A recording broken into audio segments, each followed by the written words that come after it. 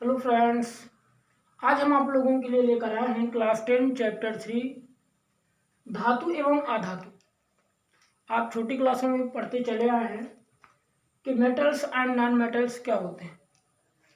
तो आज हम इस वीडियो में इसके भौतिक गुणों को पढ़ेंगे, किसके, धातुओं के और अधातुओं के भौतिक गुणों को पढ़ेंगे और उसमें जानेंगे कि कौन कौन से उस धातु के भौतिक गुण होते हैं और कौन कौन से रासायनिक गुण होते हैं। तो अगर बात करें कि धातु क्या है, तो सबसे पहला जो पॉइंट है वो ये होता है कि धातु जो है, रसायन कहता है कि जो धातुएं हैं वो धनायन बनाते हैं, सरलता से धनायन बनाते हैं, और अधातुएं ऋणायन बनाती हैं। तो इसमें हम कुछ बेसिक चीजें जैसे धातुओं के भौतिक गुण जो हैं उनका हम यहाँ पे चर्चा करेंगे। फिजिकल प्रॉपर्टीज बोलते हैं। तो भौतिक गुण में जो पहला पॉइंट आता है, ध्यान से समझना है कि भौतिक गुण में जो पहला पॉइंट आता है वो क्या है कि धातुएं जो हैं वो चमकदार होती है। कैसे होती हैं?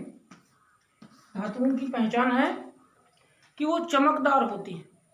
जैसे घंटा हो गया, है ना, तो घंटा क्या होता है? चमकीला होता है। या फिर कोई लोहा है और लोहे को हम घिस दे रेगमाल से खूब तेजी से, तो वो क्या करेगा? चमक उत्पन्न करेगा, है ना। तो धातुएं क्या है?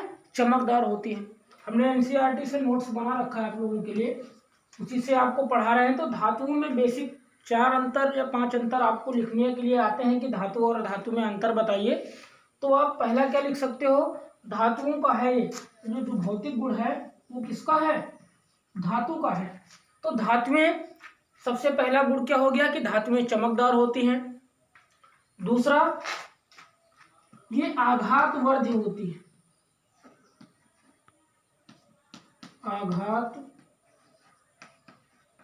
आघातवर्धी होती है मतलब कि आघात का मतलब समझ रहे हो? आघात का मतलब चोट करना। जब हम धातुओं पे चोट करते हैं तो वो फैल जाती है, बड़ी हो जाती है, आकार में बढ़ जाती है। तो धातुओं का पहला गुण चमकदार, दूसरा आघातवर्ध होती हैं, तीसरा है वो है तन्यता। क्या है? तन्यता का गुण। आपको बता दें कि अगर 2 ग्राम सोना है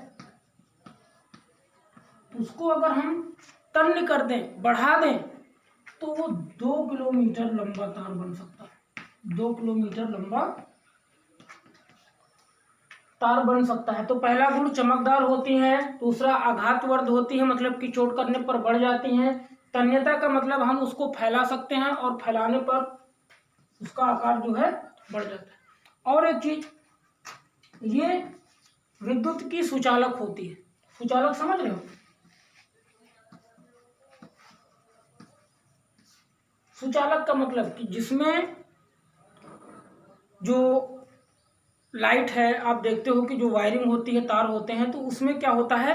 विद्युत का संचालन होता है, विद्युत का प्रवाह होता है। तो वहाँ मतलब कि सुचालक का मतलब जिसमें हम तार, जो लाइट है, वो विद्युत है, उसको हम प्रवाहित कर सके। मतलब कि विद्युत आसानी से, जैसे लकड़ी है तो लकड़ी में नहीं होता है ऐसा, जिसको हम एक स्थान से दूसरे स्थान पर ले जा सके। तो पहला चमकदार होती हैं, दूसरा आघातवर्ध होती हैं, तीसरा जो है वो है तन्यता का गुण पाया जाता है। तन्यता का मतलब हो गया कि उसको हम लंबा करके एक लंबे तार के रूप में बना दें। चौथा हो गया कि ये विद्युत की क्या होती हैं? सुचालक होती है। तो ये 4 पॉइंट आपको पता हो गया कि धातुओं के भौतिक गुण में फिजिकल प्रॉपर्टीज में आप क्या लिख सकते हो?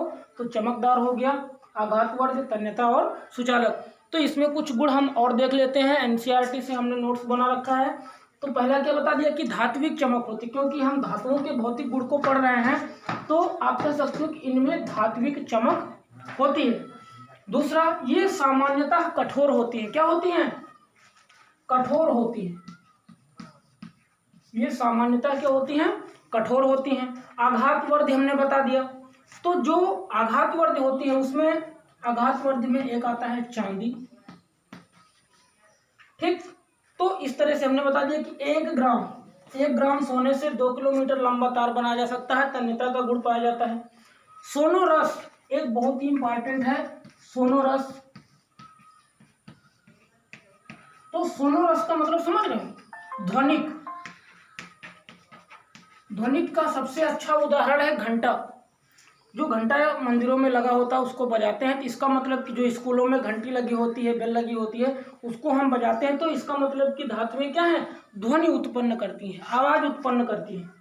और इनका जो गलनांक है, गलनांक, वो उच्च होता है। कैसा होता है?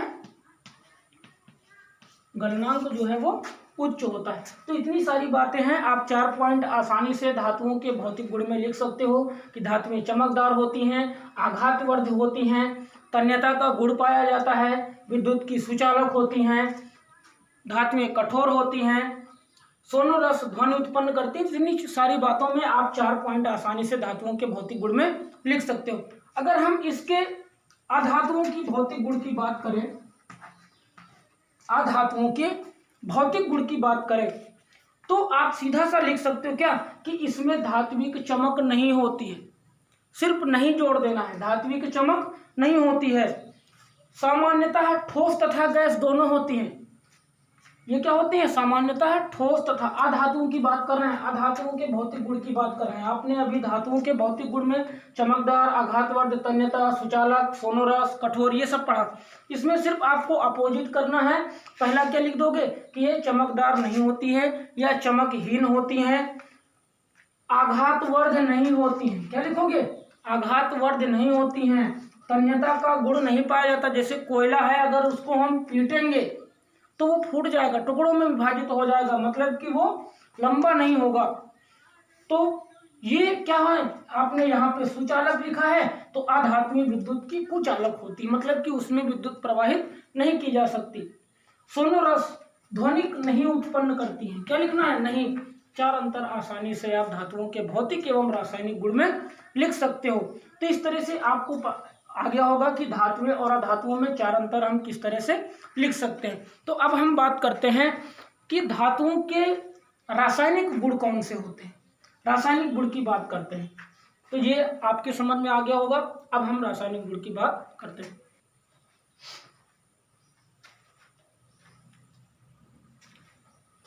अब देखो, धातुओं का रासायनिक गुण में जो पहला पॉइंट है वो है कि वायु में दहन। किसका? धातु का वायु में दहन। तो धातु आप ले लीजिए, कोई धातु लेते हैं, एग्जांपल लेते हैं। क्वेश्चन पूछता है कि क्या होता है जब धातु का वायु में दहन होता है। क्वेश्चन पूछता है कि क्या होता है जब धातु का वायु में दहन होता है। तो वायु समझ रहे हो आप, ऑक्सीजन। तो आप मान लीजिए Cu ले लिया, कॉपर, प्लस ऑक्सीजन ले ली।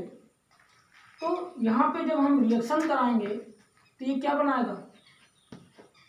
ऑक्सीजन का ये क्या बना देता है? ऑक्साइड बना देता है, जिसको पढ़ेंगे हम कॉपर ऑक्साइड, कॉपर ऑक्साइड। अब यहाँ पे देखो संतुलित है, 2 हैं, Cu 2 हैं। यहाँ पे अगर हम 2 लिख दें तो कॉपर भी 2 हो गया और ऑक्सीजन भी 2 हो गया, और ये समीकरण संतुलित हो गया। तो कोई भी धातु से अगर ऑक्सीजन जुड़ता है तो वो ऑक्साइड बनाता है, जी आपको याद रखना है। और ले लो, मैग्नीशियम ले लिया हमने, O2 से अपक्रिया करा दी, MgO2, है ना। तो ये वायु में दहन है। तो क्वेश्चन पूछता है कि क्या होता है जब धातु का वायु में दहन होता है। तो आप सीधा सा लिख सकते हो कि जब धातु ऑक्सीजन के साथ अपक्रिया करता है या वायु में उसका दहन होता है तो वो धातु का ऑक्साइड बनाता है। क्या बनाता है? धातु का ऑक्साइड, धातु ऑक्साइड। क्या बोलेंगे? धातु ऑक्साइड बनाता है। और एग्जांपल देख लेते हैं। Al aluminium plus O2 Al2O3। तो अब यहाँ पे हम Al2O3, ठीक। तो अब इसी तरह से ये वायु में दहन हो गया। उसके बाद अगर हम बात करें कि उभयधर्मी ऑक्साइड क्या होता है, क्या चीज देखेंगे कि उभयधर्मी ऑक्साइड क्या होते हैं।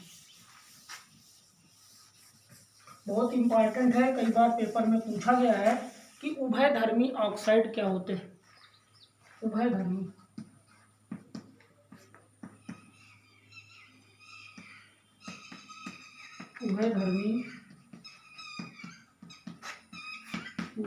ऑक्साइड क्या होता है।